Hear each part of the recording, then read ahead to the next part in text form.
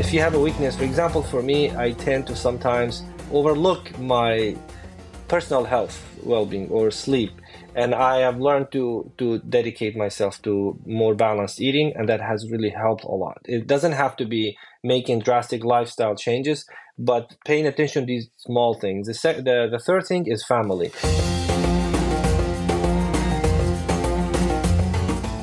Hi friends, this is Read and Write with Natasha podcast. My name is Natasha Tynes and I'm an author and a journalist. In this channel, I talk about the writing life, review books, and interview authors. Hope you enjoy the journey.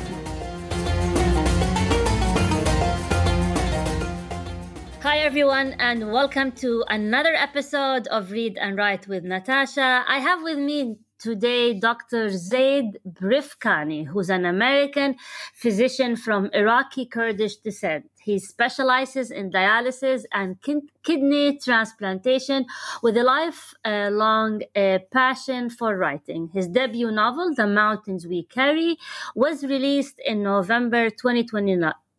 He lives in Nashville with his wife and 3 children.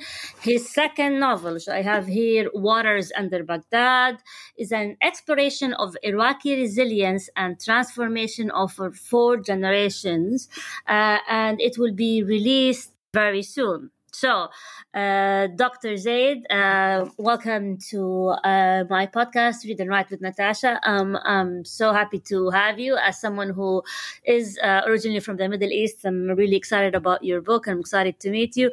So, Dr. Zaid, my first question, you're welcome. My first question is, can you tell us a bit about your second novel, Waters Under Baghdad? What is it about? Yes, sure.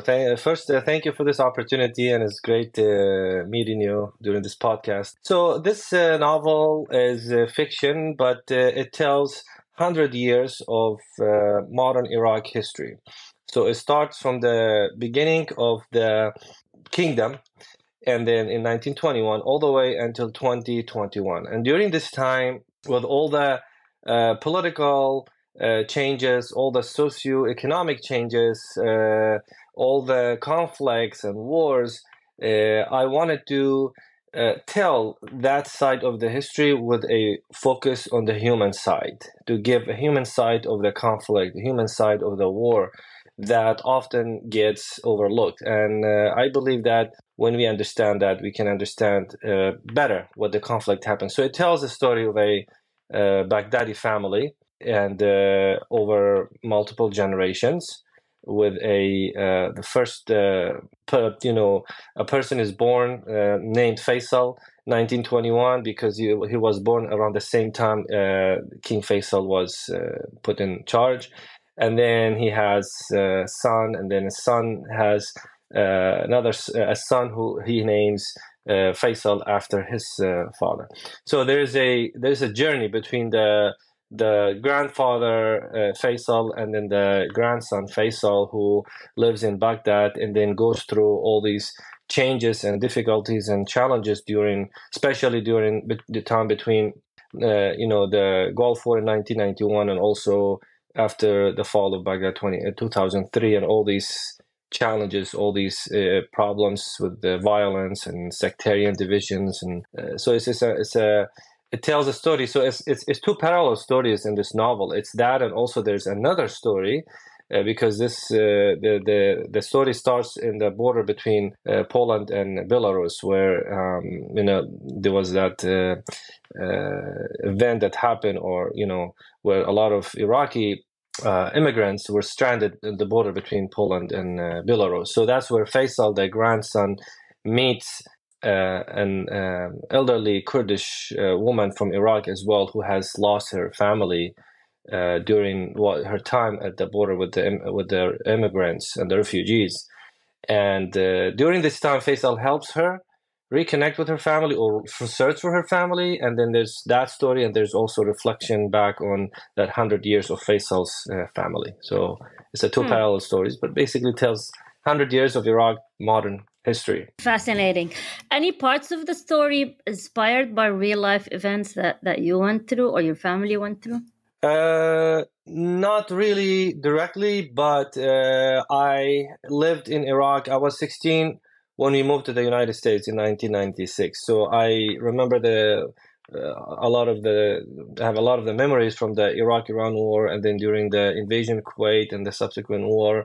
And so there's a lot of background information that I used in the novel based on our own experience, and also, indirectly family experiences. Specifically, one aspect that I wanted to really highlight in this novel is the military life of Iraqis in the last 100 years, and how people don't fully understand, outside Iraq, don't fully understand what military life meant to these families. And it's not just being drafted to go to the army. It's a lot of people that were born into military families, and we have that experience too back home in my family, with some distant and close family members who were born into in military families, and went on to study and be involved in the military. So there's also a human side of that as well. So it's not direct family experiences, but inspired by a lot of true events that happened around us at that time. So what kind of research have you done for the novel, especially like for going to the border? Did you go to the border?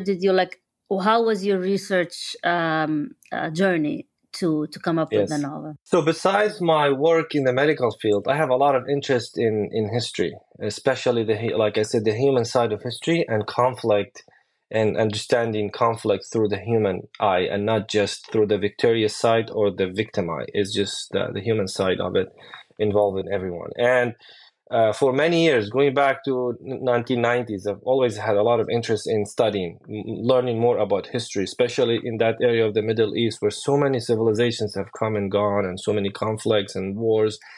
And so I've always read about it. For this particular novel, I had to do almost 4 to 6 years of research, learning about the Iraq history. When I say Iraq history, I mean all the civilizations that happened on this land that is now called Iraq, and in the past has had different names and terminologies used. And that's one thing that I had to do a lot of research. And then also in doing that research, I had to to learn about all the different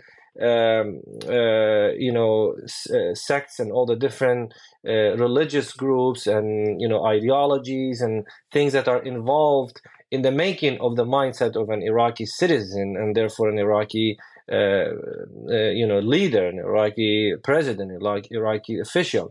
So that was the research I did, and I had to be very careful about searching for just raw data of history, and not just people writing about history from one side, and trying to give their own impression. I just wanted to know the events, and that's my goal in writing my novel, and even my first novel as well, is just to tell the story as it happened, and give people just an eye to see the events, and then let them decide. So that was one part of the research. The other part, I had to do a lot of research on specific events that happened in Baghdad. See, I have never been to Baghdad. I grew up in Duhok, in the northern part, in the Kurdistan region. So I've been to Mosul, but I have family members that live in Baghdad. So I had to do a lot of research. Baghdad carries a very special place in my heart, and in the heart of every Iraqi. And so I had to do a lot of research. I had to ask specific informations from friends, from family members that lived there, and also have met some people who moved and became refugees, whether before 2003 or after 2003, and just kind of sit down and talk to them about certain events that happened. That was one part of the research, which was the most difficult one. The second part, for the parallel story, which happened at the border, I was able to connect directly with some people who were stranded there, like random people that, like, through WhatsApp and Viber. This was during the time that some people just randomly contacted me, because they said, we have heard that you been advocate of refugee rights, and you have had some writings about this. So they were seeking help, and I honestly I couldn't help them directly, but I helped them, connected them with certain journalism venues. But in that process, I was able to learn some about it. But it's a very heavy research involved. That was the most difficult part for me. Writing is the easiest part. You just sit down and write and write. But being able to be balanced about collecting your information and taking out all that bias from the understanding process, and also from relaying the information to the reader. That is a very, very important part of telling the story. So I can tell you, I did a lot of research. You can say I could have done a PhD on it. Which now begs the question: you're a doctor by profession, right? So why did you, like, I'm assuming you're very busy. You're a very renowned doctor. I researched you. You're famous in your field. In kidney, kidney transplants and all of that. Why do you want to make yourself even busier? And you have 3 kids to do this. Why do you want to bother with all of that? And you're a very busy doctor. Yeah. Well, writing, especially literature, has been my passion from childhood, and I remember during the summers, and then when I was a teenager, I used to sometimes read a novel a day. Like, I would just sit down and read until it's done. And I had friends that share the same interest. And for my first novel, The Mountains We Carry, I had that idea that I put into outline, and it was with me from when I was a teenager, and we moved to the U.S. And the only thing because we were evacuated at night, and the only thing I was able to bring with me is my outline that I could not leave behind. And so that passion for writing was with me all along. However, because of my busy time studying and with the training and fellowship and settling down, I was not able to start writing. But if you talk to my wife, she would tell you that it was always a stress in the back of my head that I had to do writing. I had to write. And for me, writing is a way to decompress. That's, like, personally, that's how I relieve my stress from work, from even during COVID. There was a lot of stress and anxiety about what's happening, what's going to happen to the families, my patients, and everything. So I used to come home at night and just thought, instead of having this insomnia, just write until 3 o'clock and fall asleep.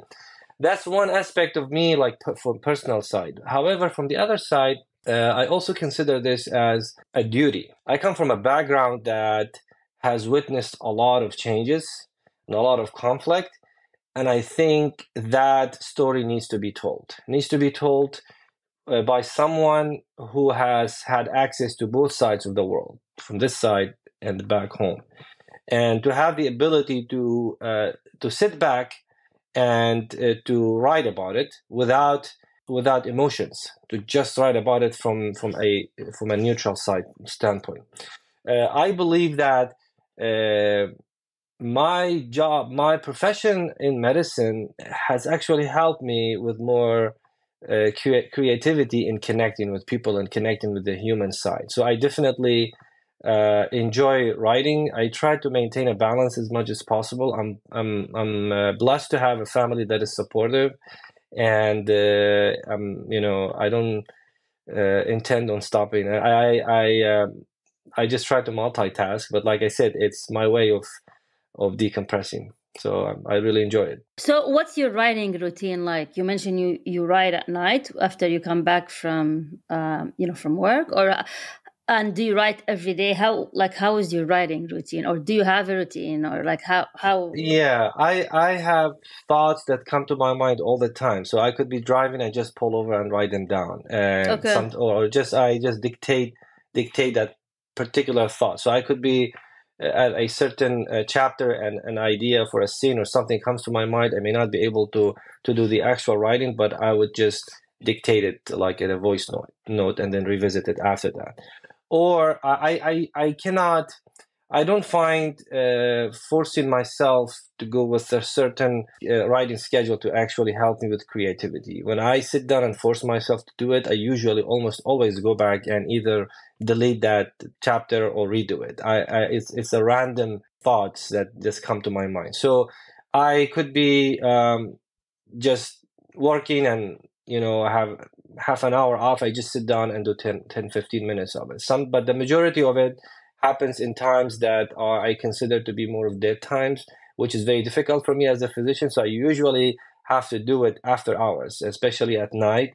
I just sit down after everybody's asleep, and I just sit down, and sometimes I forget about it. It's like 3 o'clock and I'm still writing. wow. That's really the routine. But the part that is in terms of outline and research, I usually put a schedule for myself. But the writing itself, I can do the best when it's just spontaneous.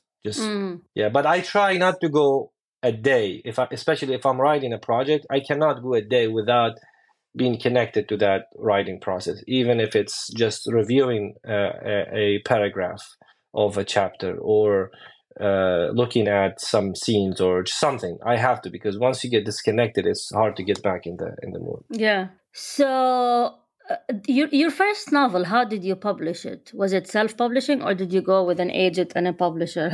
How was your process like, the first one? No, I just self-published, and it was my first experience. Honestly, I was not, and I'm not. I mean, I'm in the medical field. I'm not in the media field or the journalism field. So it was really something new for me, and I really felt like the story needed to be told.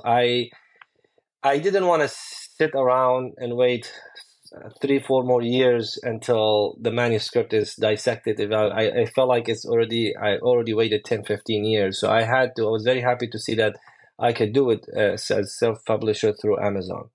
Now, it was very challenging. I think it's one of the most challenging parts. To me, it still is the most challenging part of being an author, is that part of the publishing and the marketing. To me, that was more challenging than the writing process itself, because I feel like, and for my second novel, it feels a little bit better because you know things more. But I did it self-published, and I really just did everything on my own. Developed some of these skills. Reached out to some people who have done this before. That helped me with some tips, but it was really I just did everything on my own and tried to stay active, and I was blessed that I have still have a good network back home in Iraq, and especially the Kurdistan part. And so the first novel was translated to Arabic and to Kurdish, so that helped me with the process, and so we were able to publish it back home as well. And the Arabic translation is actually published by Dar al-Hikmah, which is out of London. And it's basically right now in the Riyadh book festival there right now. So it's a challenging part, and for the second novel, I intend to do the same thing. But it's not easy, especially if you are somebody who's not in the journalistic field. So I see. So how did you market the book, the first and the second? What were your marketing avenues, and what worked and what didn't work for you? I mean, the reason I ask, because for my podcast, we'd like to help aspiring authors, so it'll be good to hear from your experience. Yeah. Yes, absolutely. I think for me, what worked the best is what I learned from mistakes from the first novel. And they were? In terms of marketing. Yeah. So the mistakes were rushing. I felt like as soon as my novel was ready to be published and it was edited, and I had it professionally edited and dissected, really very with the professional editor. And I felt like immediately after that, I had this urge to just publish it right away. Like it had to happen now.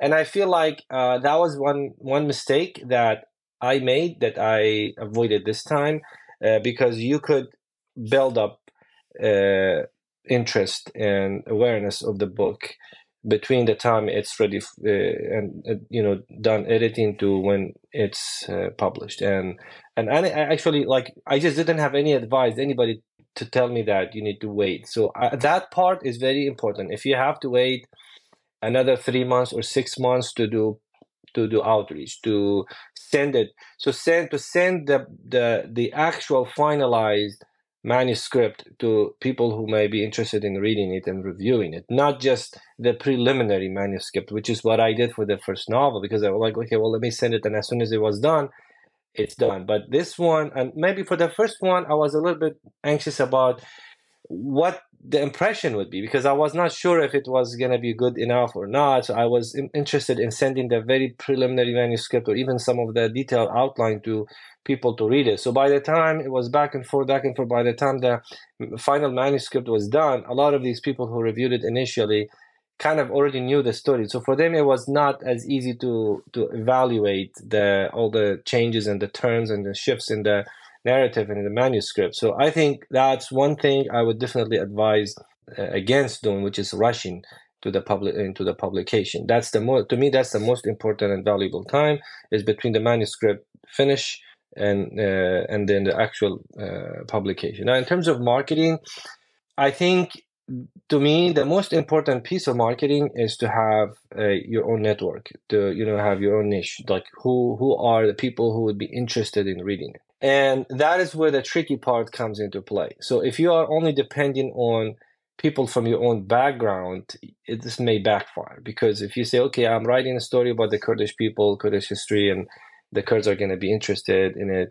but the reality is you're trying to tell a story to other people as well. So the non-Kurds, the non-Iraqis, for example, the non-Arabs, and people from outside the Middle East. So if you don't have that broadened network, then you're going to be very limited to certain feedback. Even the feedback might be biased. People might be just supporting you and just saying that what nice stuff. Do you have to open the? So I try to reach out to other circles. Like, for example, I participated in the Southern Book of Festival of Books in Nashville last year, which is a very it's a big festival. That was a very good experience for me, because I was trying to look for all opportunities to get feedback from people from outside my existing network. So that's kind of outreach has helped me, and using social media has really helped.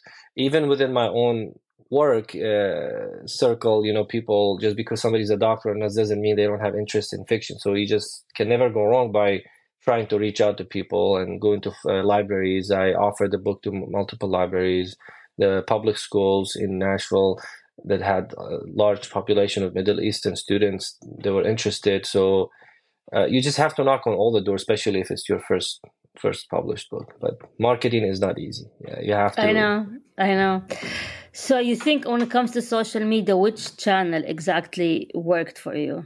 For me, it depends on where the network followers are from. So, for example, for me, I'm very active on Facebook, active on Instagram, Twitter, and I've been more active on Facebook than the other platforms because of the time to build that foundation. However, I notice majority of my Facebook network is from back home. Yeah. So I have to cater a lot of my marketing towards that. Yeah. Majority of my followers on Instagram are English-speaking audience, and the majority of my Twitter followers are Arabic-speaking. So I have to. It just depends when what you post, what you publish, and I usually try to post in all 3 languages: English, Arabic, and Kurdish, and that usually works. But you really have to be able to target your audience on the media platform that you have. You have to know who your audience are, and a lot of people fall into this mistake where they have ways of getting a lot of followers that are just volume and just the numbers, but that's not quality. So. But yeah, I think overall, for me, Instagram has been the best way of reaching out to new readers. Instagram. Would you ever publish books in Arabic or Kurdish, or only English for now? Well, I can. I'm very so. I mean, Kurdish is my native language, but we grew up in Iraq studying Arabic. So all our learning in school was in Arabic. And I'm very, very much interested in Arabic literature, even have experiences in writing poetry in Arabic. So I'm very much interested in that. So I could write a novel in Arabic and have as much success as English with no problem. Like I'm very strong in the writing process. What I did was I thought that the immediate message needed to reach the English speaking audience before anyone else. And that's why I felt more comfortable doing the English and then translate it to Arabic. But I have had experiences or, trying to do in Arabic as well. I don't have any problem with that, even whether it's a novel or even I've had my own trials with the Arabic poetry, which I really consider the most beautiful piece of art in the world, like when it comes to Arabic poetry.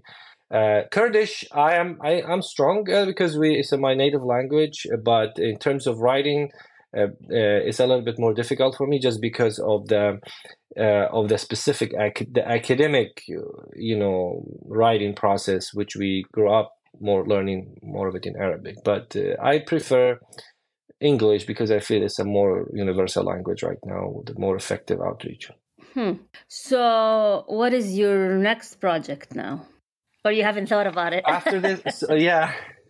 No, trust me, I've already thought about my next two projects, and it's so hard to get it out of my head. But believe it or not, I really want to circle around in Iraq on the important, and you might be the first person that I have shared my next project with. But what I really want to do in my next project after Waters under Baghdad is to write about Mosul, to write about. So we started with the hook with the north, then went to Baghdad, and now circle around and come back to Mosul. But what I want to do in this one, I want to make it a little bit more unique. I want to have English-speaking character from the U.S. as one of the main characters, and also, so without giving out a lot of details, but I want to talk about life in Mosul, before and during and now after ISIS attacks. That's very important because my mother is from Mosul, so I grew up going to Mosul every summer, spending a lot of time there. We had a lot of family. Mosul is one of the most beautiful places on earth. It's amazing. And if you have not been to Mosul in the past, you would not be able to appreciate the amount of damage, not just physical, but emotional damage that has happened to Mosul during ISIS. So that's one thing I want to, focus on. But with that particular one, that third project, I'm going to highlight, because of my work, professional work as a transplant nephrologist, I want to talk about organ trafficking and exploitation in refugee camps, during war. So does that actually happen? Does that actually happen? Yeah. Oh, yes. Wow. People, I'm not talking specifically about certain areas, but it happens in the world a lot more than people realize. It's a very, very big problem that is not talked about. So you go for like a regular procedure, and then they steal your kidney and they run away with it, and you don't know. I mean, I saw that in movies, but I'm not sure if it actually happened. Well, not just that. I mean, they basically have thousands of kids that have no families after war, and they are in refugee camps, or they are just stranded in the middle of nowhere, or they are kidnapped during war, and they just take their organs and just throw them out there on the street. I mean, it happens every day. People are found dead on the street. Yeah, or they just are exploited, forced into difficult situations where they have to sell their organs for a very, very cheap price, or just for the price of staying alive. I mean, that's one thing in my second novel, where the character considered selling his kidney just to get out of Iraq. That is one challenge that's a decision people make. It's a sad reality, but the other reality is that even in places where people feel they are being protected by organizations, they end up getting exploited, and that's a lot more common than people realize. It's a bigger problem than people realize. Yeah. So I want to bring awareness to that issue. Interesting, because some people like joke about it, like, oh, what do you want me to do? Sell my kidney? Like it became part of like the language, and it's a very sad process. It's a very sad process. So who's your idol? There's a number of doctor authors. I think Khaled Hosseini was a dentist, I think, who wrote, Khaled Hosseini. I think he's a family practitioner. And then there is I just finished the book, Cutting for Stone. He's, I think, Indian author who's a famous doctor. His name is Abraham Verghese or Verghese. Oh, yes, I have, yeah. Yeah, so these are like, do you consider these your idols, which is the doctor writers? And so who is your favorite author now, after I mentioned those? Yeah, in terms of idol, I wouldn't say idol. I would say people that have opened the door for more physicians to write, because it's a very difficult thing to, and a lot of these doctors like Khaled Hosseini, I mean, after his first novel, I think he stopped practicing medicine because he had to dedicate himself to. So it's for me an idol. There are multiple. There's a lot of physicians out there or in the medical field that write and still try to balance the writing with the professional life. And Khaled Hosseini is one of my favorite authors in terms of how amazing he is in description and details, like specific details. But for me, my favorite novelist is John Grisham in terms of as a novelist. The plot. And although I consider his novels lately to kind of be more of a repetitive theme, but he is my favorite novelist now. But growing up in the Arabic world, there's multiple other authors. You have Taha Hussein, you have Najib Mahfouz. These are big ones that you come to mind. But for me, I think any author who is able to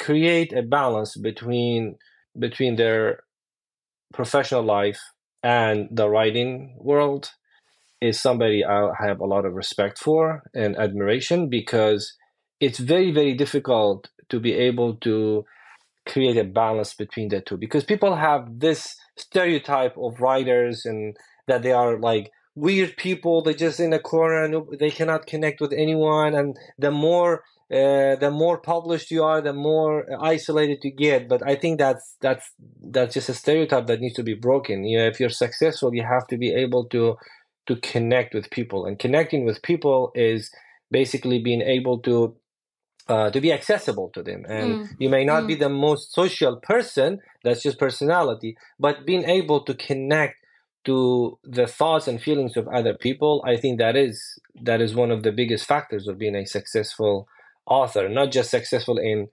selling books, but also successful in getting the idea across, because the whole point is getting the idea across, not just entertainment, but an idea, especially when it comes to the human side, telling a story. And if you can get a story across to one person, then you have made a difference. So would you it's a long ever answer for a short No, it's fine. Would you, like, if you become like the next Khaled Hosseini, would you ever consider quitting being a doctor and being a full-time author? I know it's really hard to raise a family on writing books.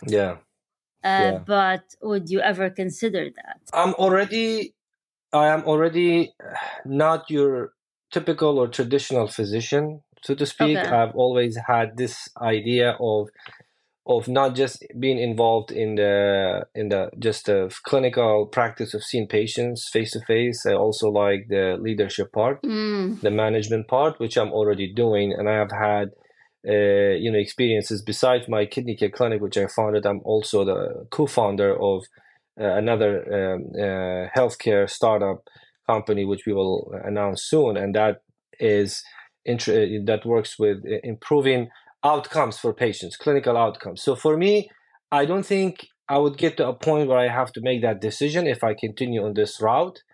But for me, I will never let anything go above writing. That's Oh, wow. not, yeah, That's inspiring. yeah, It yeah, reminds me of myself. I think I'm a bit older than you, but yeah, I mean, I feel the same. And so you're very busy and you're very accomplished and you're doing a lot.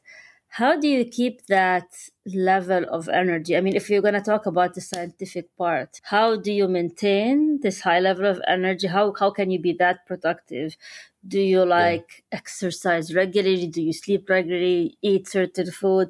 What is the tips that you give for someone to be as productive as you and manage to write books, have clinics, startups, raise kids? Yeah. What are you doing? I think learning to multitask is very important. Learning to Okay. multitask, that's one.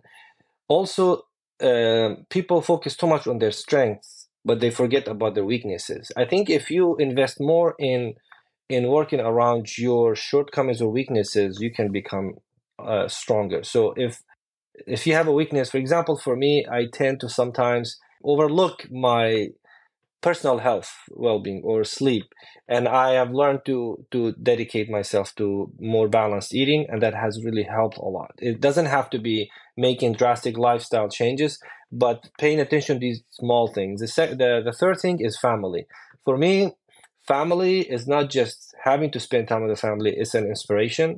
And so investing in your family is an investment that always pays off.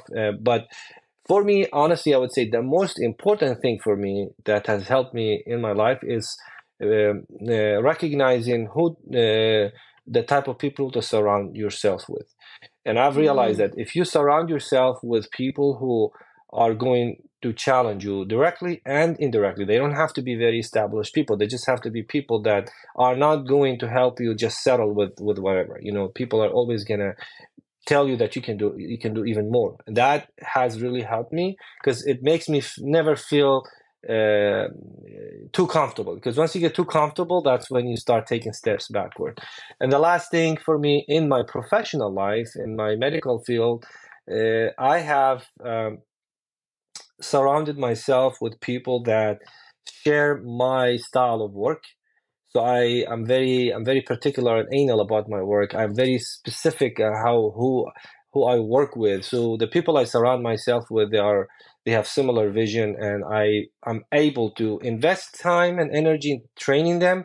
But then in return, they make me feel more comfortable when I'm not around. So it's just a balance. But honestly, focusing more on working around your weaknesses is the most important thing you can do to Hmm. push yourself forward. Whether it's not having healthy diet or lifestyle, then you have to invest into that. If you have a problem with time management, I had an issue with time management at some point where I was very tired from work, so I would just sit and I'm exhausted. I would just sit and watch a lot of TV and football and sports, but you just have to work around it. So if you think that's a problem, then I had to work on why do I feel tired, and I had to do the research. And with my wife's help, she is much into functional medicine stuff. Then I realized that there's certain foods don't Yeah. work too well with me and make me feel very exhausted and almost lethargic sometimes. So you just try to avoid them because it's an investment to your life, and it's every Yeah. minute wasted, if you don't fix it. Like So sugar. I think I yes, notice hmm, the spikes yes, in energy up and down. That for me, yeah, like I notice it. So, alcohol, coffee, all that stuff. It's really for me. What helped me as a writer, you'd be surprised, is exercise. I don't know, you're a doctor, but exercising, because I have the endorphins. They stay with me all yeah. day long, and I feel it the days I don't exercise. I can hardly do anything. I cannot think. I cannot. So that's for me what was a revelation, how endorphins can, the natural hormones can actually really change your life. So, but any final thoughts, Dr. Zaid, on any tips for anyone who wants to do this? You're obviously very passionate about writing, and what would you advise someone who wants, who also they have another profession, they have a family? What would you advise them to do? But they're always saying, "Oh, I don't have time," whatever. Yeah. What would you be your advice? Yeah. Yes. Well, I have three pieces of advice. Number one, there's never a perfect time to write. If you wait for the perfect time, it will never happen. That is not gonna. You have to just jump. You have to just start. That's one. Number two, you have to find people around you who believe in your passion. They don't have to be pushing you, but believe in your passion. So for me, for example, my family, they know, even in the times when I may have doubted my work, sometimes they believed in me, and during times of weakness. So that's very important, because every writer, every author is gonna hit a very rock bottom point in during a project or career, and you need somebody to help you see the other side. The last piece of advice I have is have a purpose for writing. If you have a purpose for writing, it will help you look at the time you spent as an investment and not as an unknown time being sent. When you have a purpose into your writing, purpose could be even just like entertaining people, but having a purpose. When you have a purpose, you will always look for ways to connect with people. So there's, find what inspires you in life and sticks with it. And I don't think people can tell you who you are. Only you can tell yourself who you are. But I just had to wait. One time I just said, in the middle of COVID, when it was the craziest time to start, I just sat in my office right here. I think it was like 1:30 at night and 2, and I just sat down. I said, you know what, the heck with it. I'm just starting. I just started, and all of a sudden it's like 6 o'clock, and I had 2 chapters. And the first chapter is the hardest. I mean, I would have rather had all my teeth pulled out than not just the first. It was so difficult, but you just have to go. I mean, there's a lot of people who are very passionate and very skilled, but they just have to believe in themselves. So just do it. Yeah. Jump and do it. So where can people find your book, Waters Under Baghdad? On Amazon, bookstores, your website? How can people reach out to you if they want to reach out to you? Yes, so my book will be available on all Amazon markets online. It will be released October 10th, and we will have the link to this episode, and then it will be available in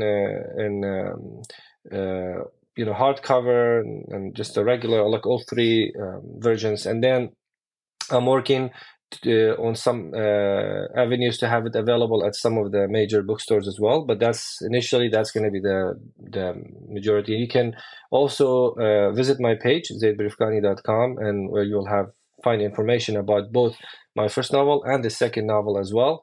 On my website, you'll be able to also connect with me if there's any inquiries about communication or any questions on all my social media accounts on Facebook, Instagram, LinkedIn, Twitter. Always open to connecting and communicating. So, well, this been fascinating, Dr. Zaid, and we'll definitely look forward to staying in touch. And best of luck with everything, and with your third secret project that I'm the only one who knows about. Yeah. We'll communicate for sure. Yeah, I have I have a scoop now, so that's good. Yeah. All right. So thank you. I appreciate the opportunity. Of course, for anyone who's listening or watching, thank you for staying with us, and until we meet again. Thank you for tuning in to Read and Write with Natasha. I'm your host, Natasha Tynes. If today's episode inspired you in any way, please take the time to review the podcast. Remember to subscribe and share this podcast with fellow book lovers. Until next time, happy reading, happy writing.